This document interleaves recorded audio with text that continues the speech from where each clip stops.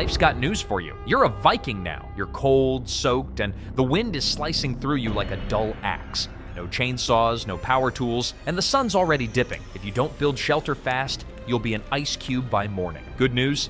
Vikings were pros at this. They built warm, tough homes fast. Today, we'll show you how, just in case you ever get stranded. Let's go. Vikings weren't just about raiding and plundering, they were survivalists. Whether it was setting up settlements in Iceland, braving Greenland's tundra, or, dropping by England unannounced, they needed reliable shelters and fast. Now, not every Viking house was a giant longhouse filled with feasting warriors and roaring fires. That was the deluxe model. The more common homes were built quickly and efficiently, designed to handle brutal winters, enemy raids, and the occasional bear looking for a snack. And the real genius? They built homes that worked with nature, not against it. All right, time to roll up our metaphorical sleeves and build ourselves a Viking shelter. Step 1. Picking the perfect spot. First rule of Viking real estate: location. You can't just plop a house anywhere and call it home. Vikings were strategic. They had to be. Picking the right spot meant the difference between a warm, safe winter and, freezing to death, or getting raided in your sleep. High ground keeps you safe from flooding. No one likes waking up in a swamp, especially when the temperatures drop and your feet are suddenly stuck in an ice bath. Vikings picked spots at least 1 to 2 meters above surrounding terrain, high enough to avoid floods, but low enough to get natural wind protection. Natural windbreaks, trees, or cliffs. Hubbers instant protection from harsh winds. The last thing you want is your roof getting yeeted into the fjords during a winter storm. Close to water. Because hauling buckets of water across miles of tundra? Not fun. Plus, access to water was crucial for cooking, drinking, and the occasional, but rare, Viking bath. Resource availability. Vikings weren't about to drag timber across miles of snow, so they built near forests for easy access to wood. Less time hauling logs, more time raiding. Or, staying alive. Defensive advantage. If you think neighborhood disputes are bad now, try being a Viking in raider territory. High ground gave them a better vantage point against surprise attacks. Enemies coming? Good luck climbing uphill in knee-deep snow while a Viking with an axe is waiting for you. Once the spot was chosen, it was time to get building. And here's where the real magic happens. Step 2. Laying the foundation. No cement, no concrete. So how did Vikings keep their houses from collapsing like a badly made gingerbread house? Simple. Trenches, stones, and smart engineering. Trenches. First, they dug trenches around the perimeter. They carved out trenches about 30 to 50 centimeters deep using wooden shovels and iron-tipped spades. Why? Because a sunken foundation meant extra insulation against the cold. Stone base. Large stones were stacked at the bottom of the trenches to keep wooden walls from rotting in the damp soil. Nobody wants their home slowly disintegrating from the ground up. Packed earth floors. Some Viking homes skipped wooden flooring altogether and used hardened earth floors instead. It kept the cold from seeping in. Ever walked on frozen ground? Yeah, it's like standing on an ice cube for hours. Vikings knew better. Fun fact, Vikings threw down a layer of dried grass or straw before compacting the soil. It acted as a natural insulator and kept the ground from cracking over time. Step 3. Raising the framework.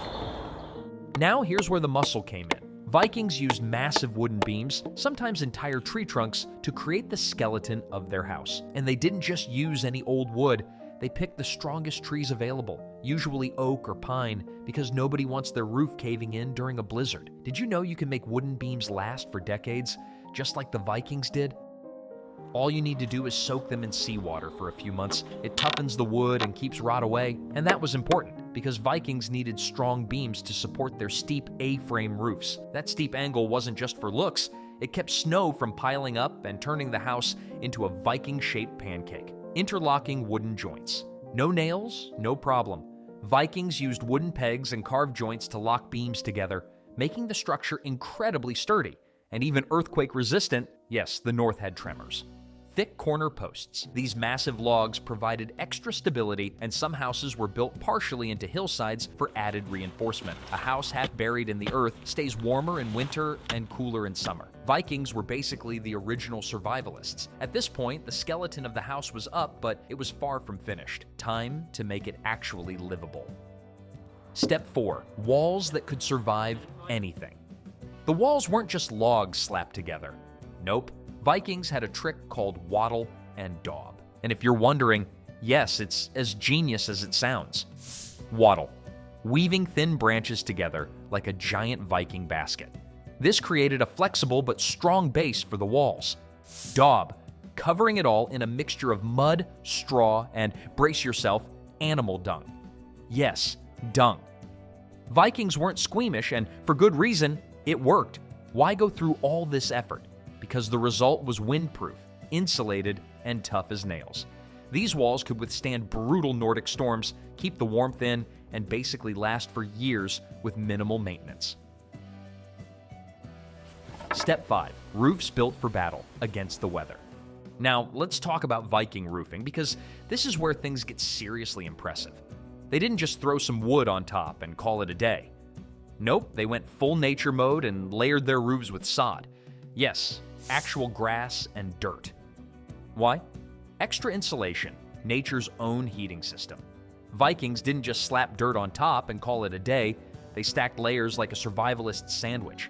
First, wooden planks for the base, then birch bark to repel water, and finally, thick slabs of sod cut from nearby fields. The grass wasn't just for aesthetics, it kept the roof alive, preventing erosion. Natural camouflage. If you don't want uninvited guests, aka rival clans, blending into the landscape was a big plus. Durability. A well-made sod roof could last decades. Seriously, modern roofers could take notes, no shingles needed. Step 6. Making the interior livable. Vikings didn't just survive, they lived well. Their homes weren't just shelters. They were functional, warm, and efficient. A central hearth, the heart of the home. Cooking, heating, light, it all revolved around the fire. But unlike modern fireplaces, these open hearths had no chimney, just a carefully placed vent hole in the roof to let smoke escape without turning the house into a Viking BBQ. Raised sleeping platforms? Sleeping on the ground? That's a one-way ticket to hypothermia. Vikings built wooden platforms or benches along the walls to keep themselves off the freezing floors. Storage loft, food and supplies were kept high and dry, away from moisture, rodents, and other unwanted guests. Smart storage meant surviving through harsh winters without starving. And just like that, in under 8 hours, you've got a Viking home that's sturdy, warm, and way better than a makeshift tent. Okay, so you've got your Viking house. But how do you not turn into a human popsicle inside it? Here's the genius of Viking engineering. Thick walls, natural insulation. Ever notice how old castles stay cool in summer and warm in winter? Same principle. Viking homes had thick sod-covered walls that trapped heat inside, making sure warmth didn't escape into the freezing air. Raised sleeping areas, heat rises, and Vikings knew it. By building beds off the ground, they stayed in the warmest part of the house while the cold settled at floor level. Ventilation holes. Without chimneys, Vikings relied on small openings in the roof to let out smoke without letting in too much cold air. This created a constant airflow that kept the air breathable while maintaining warmth. Think of it like an ancient smart home ventilation system. This is basically an off-grid cabin, but built in hours, not weeks. All right, so you've got your Viking house, but what if you didn't have time to build something this big? What if you were on the move, hunting, or caught in a storm? That's where the turf hut came in, built in just a few hours, using nothing but the land around them. Unlike a full house, this shelter didn't need logs or stone. It was built straight from the earth. Instead of chopping down trees, Vikings dug into hillsides for natural insulation. Less building, more surviving. The walls, no wood, no woven branches, just solid blocks of turf. Vikings sliced thick slabs of soil and grass, stacking them like bricks to create a windproof, insulated hut, one that trapped warmth better than raw wooden walls. The best part? It was nearly invisible.